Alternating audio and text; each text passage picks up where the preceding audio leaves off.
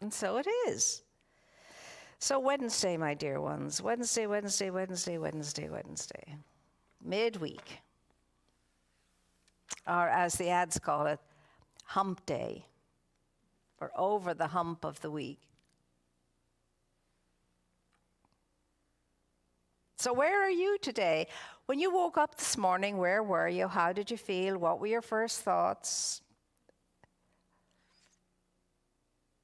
It's a good thing to ask ourselves when we awaken in the morning. Where am I? What am I thinking? How do I feel? Because in asking those questions, you get to choose how you want to think and how you want to feel. It's good to ask questions because it's a choice you're making then. You just don't wake up and say, oh, it's morning. Crawl out of the bed, crawl into the bathroom, brush your tooth, and do all those automatic things before we're truly awake. When you wake up in the morning, make up your mind, I'm going to be awake. For every moment of today, I'm going to be awake.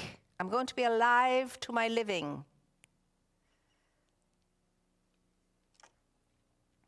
I want to be alive to my living. I want to be awake. When you're awake, you're so busy being awake that nothing bothers you. Nothing and no one bothers you. You're so busy. You're very, you're very connected, caught up in the process. But then don't take my word for it. Just try it out. Never take anybody's word for anything. Try it out and see if it works for you. And if it does, that's great. And if it doesn't, well, forget about it. Don't bother with it. Because it doesn't matter what works for everybody else. The only thing that matters is what works for me. You are your own fiefdom, your own kingdom, your own domain. And you need to take care of that. Keep that now moving in the right direction and all of its energy. Keep that looking good. You have to tend the castle. The great Saint Teresa of Avila always thought of the kingdom as a castle. In fact, she thought of 7 realms, and that we need to stay awake and alert in order to be in charge of our domain. Now, think of castles in another way. Think about castles as dimensions. 7 dimensions. For her, it seemed to be 7 dimensions. In my Father's house, there are many mansions, dimensions.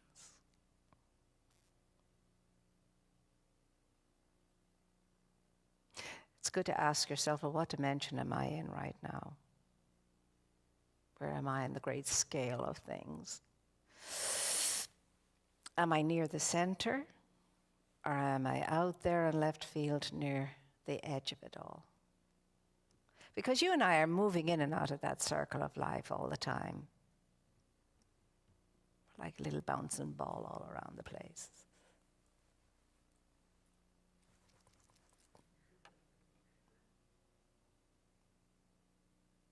We don't really think seriously enough about our lives and the tremendous scope we have in expressing and experiencing life in many ways.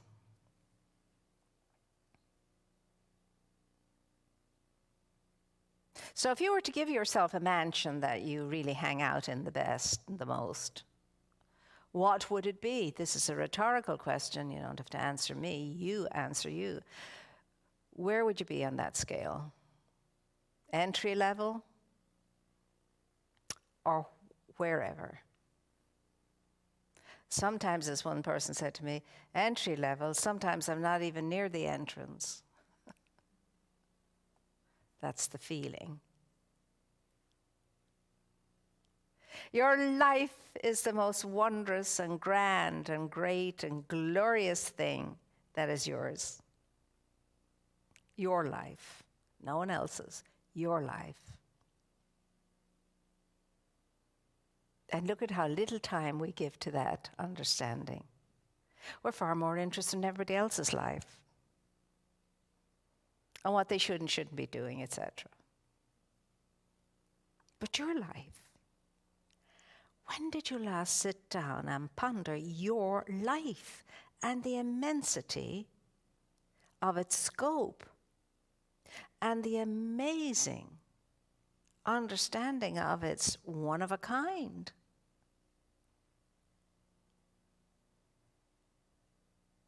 Beyond any human value, because it's one of a kind. You couldn't put value on your life. When did you last get excited about being alive in your life?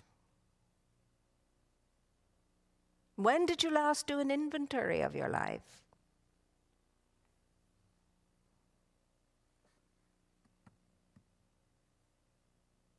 How have you been giving to yourself? Providing for yourself. I didn't say thinking about yourself, did I? How have you been doing in your life? How have you been in your life? When did you last get jazzed about your life? When did you get excited? When did you last wake up and think, a new day? Any great good thing could happen in it. And I can create any good thing or experience in it. I can do that. What is my life made up of? A whole lot of complaints,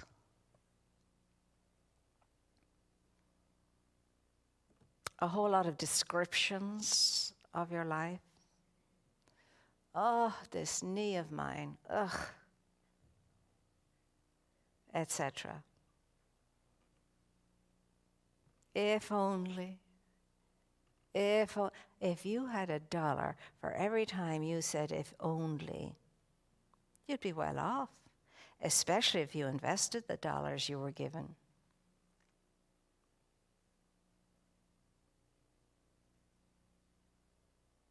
See, all of that language avails us nothing. It keeps us at very best stuck where we are. It can also reduce the experience of our life. If only.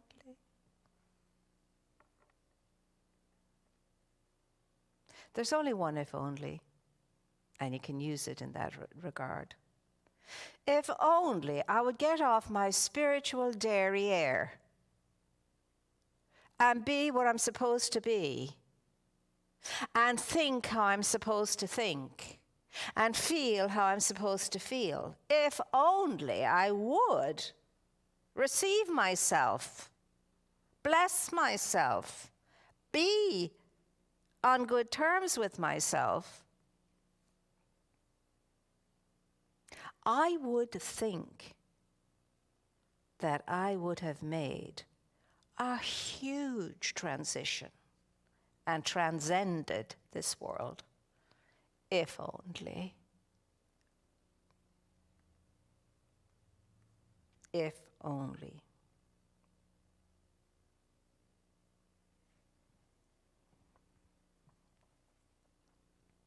Make your if-onlys about yourself. If only I could, if only I would, if only, with regard to breaking through all of the nonsense that we've all built up around ourselves. If only.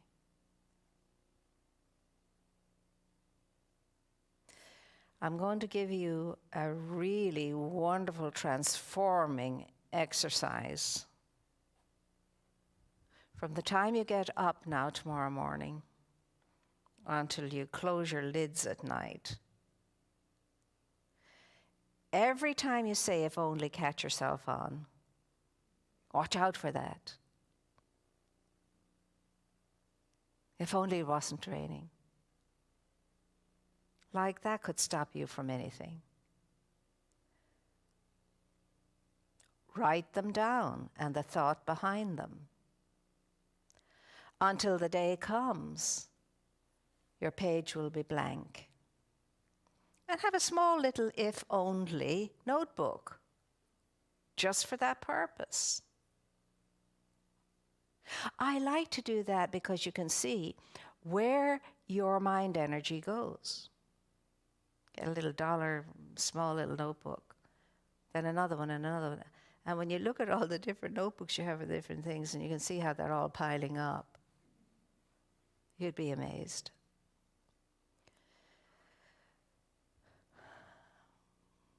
Have a notebook for everything that you're inclined toward negatively. And then, when you have enough of them, sit in the middle of them and say, I've walled myself in here. This is what's stopping me, and this is what's blocking me. This is what's taking away from me my opportunity to be why I'm here, to be for what I'm here.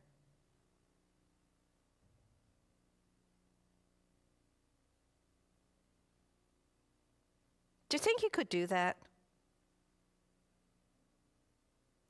The question is, will you do it? Now, you know yourself very well. And when you walk through the door, will you forget everything we've been pondering here? Start with one notebook, the if only one. If only he wasn't so mean and nasty to me. If only she wasn't a right you-know-what's-it. If only the sun would shine, whatever. Let me tell you, this is some of the best spiritual kind of exercise you could do. Pays dividends. You can't deny it. It's there. You wrote it down. Now, some people think, oh, time for that nonsense.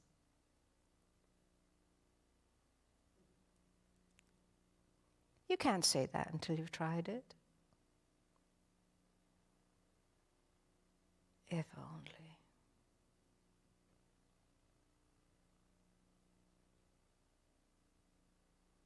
Six letters forming two small words. They are the greatest tripper-uppers, those words, if only.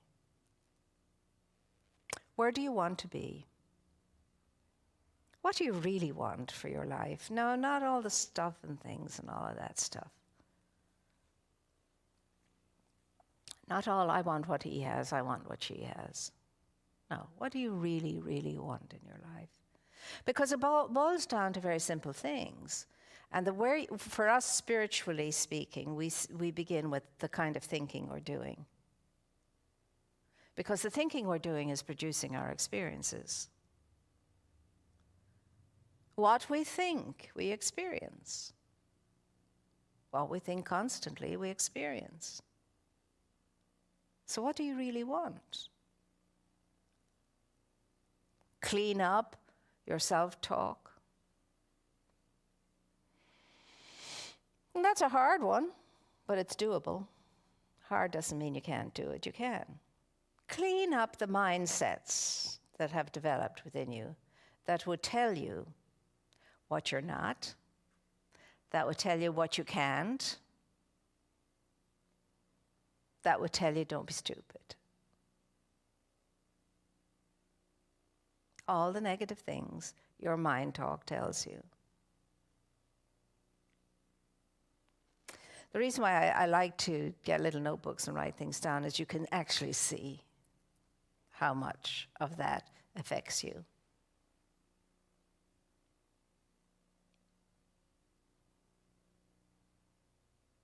If you really want to help yourself, get off your spiritual derriere and do the work.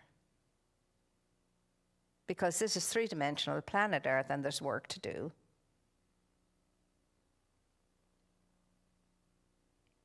And don't let yourself off the hook.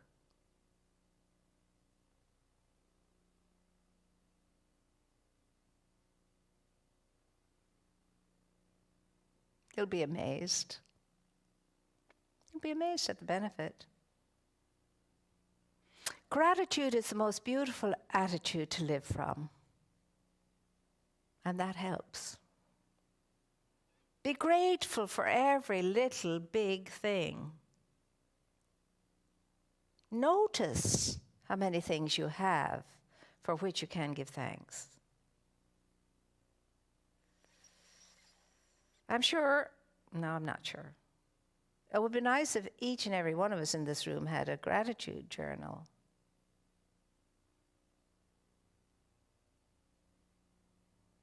I haven't time for all of that. I'm writing journals and all of that stuff. It's a waste of time. I've heard people say that. I say, okay, but have you tried it? Have you given it a fair shot? Because you can't say that until you have.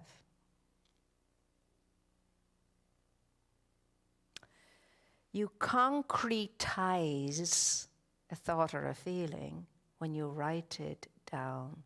That's the first demonstration you give to it. That's the first way it appears in the outer world in your life. Otherwise, you have it just keep circling the camp within you and nothing much comes of it. Write it down deliberately, boldly. And at the end of it, say, and so it is. That's your first demonstration of it happening. That's the nucleus that will create an attractive influx of the good that you desire. And every time you add to that, the nucleus will grow and grow and grow and grow and grow until it will, and then you'll keep attracting in whatever that is.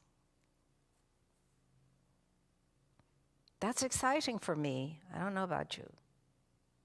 And it's very hard for me to sit looking at you with masks and deadpan faces and so on, to know, oh, they're getting it. They're excited. Look at how excited they are. But see, that doesn't bother me. People say, well,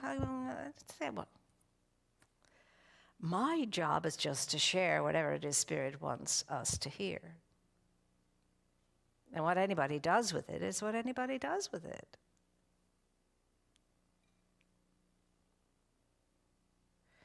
I'm reminding you, if you haven't noticed, how very powerful you are, how so creative you are, how you're a wizard and a genius when it comes to creating experiences in your life. Unfortunately, a lot of them are on the negative side. But hey, a demonstration is a demonstration. Look what I have produced in my life. A shambles. But it's a really good shambles.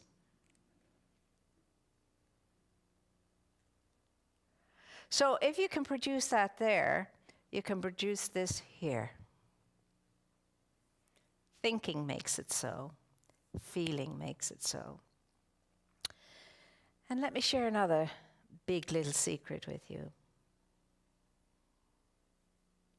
There's only one way to communicate with the divine aspect of being, and it's not endless repetition of words or recitation of prayers. That helps to clear cobwebs away and takes us to the door. There's only one way to commune with Spirit, and it is through intuitive feeling. Because Spirit is energy. And energy is feeling. You feel energy. And the little 5-year-old girl had it right. Sweetheart, tell me, what do you think of God?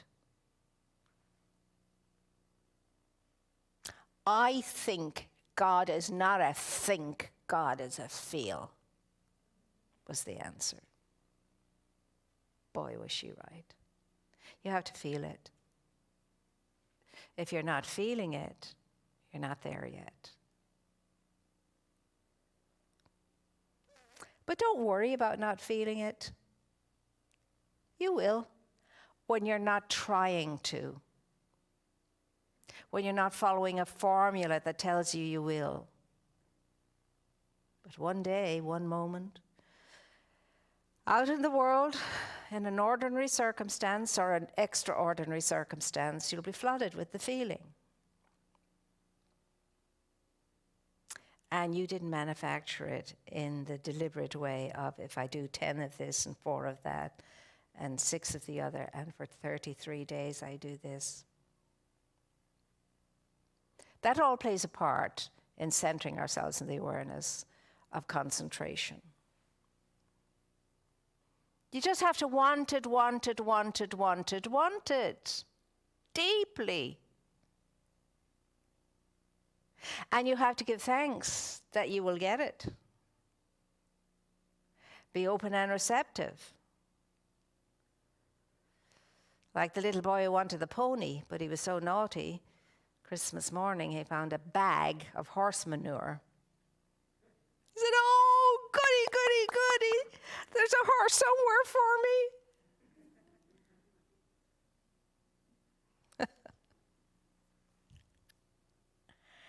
I'm telling you this. Don't trust other people's formula for how they did this, that, or the other. Each individual is individual. And because he went up to the mountain and she went down to the lake and they did 100 days of this and so on and so forth, doesn't mean that if you do that, the same thing will happen for you. It doesn't. Listen, listen, listen to your intuition, intuition, intuition, intuition, and your intuition will move you to do or to be whatever you're going to do and to be, to realize yourself.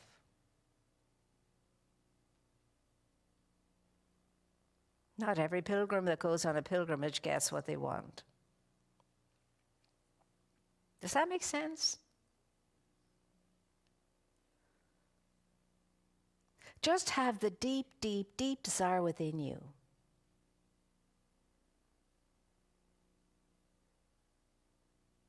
I want to know the truth of my being deeply. That's all you have to do. I want to experience the truth of my being deeply. Want it with all your heart and all your soul and all your power and all your might. And never falter in your endeavor. And don't feel bad about so-and-so did this 100 times and entered into nirvana or whatever. That was for them to do, not you. That's why people come back and say, well, you know, I did that for so many days and I did this for this and did that. See, the whole thing was I did. I was doing as opposed to being. You don't have to do anything. You don't have to go anywhere. You just have to close your eyes and know something very deeply and very profoundly. And believe it, like children do, when they know Santa Claus is on the way. The tooth fairy is coming. You have to know like a little one. Unless you become as little children, you cannot enter into the kingdom. You have to be that wondrous, that wide-eyed, that open, that trusting, that expectant of wonderful things.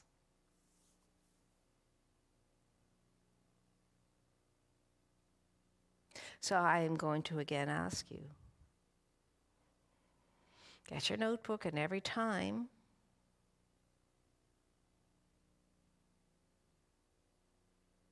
what is it you're supposed to write into the notebook?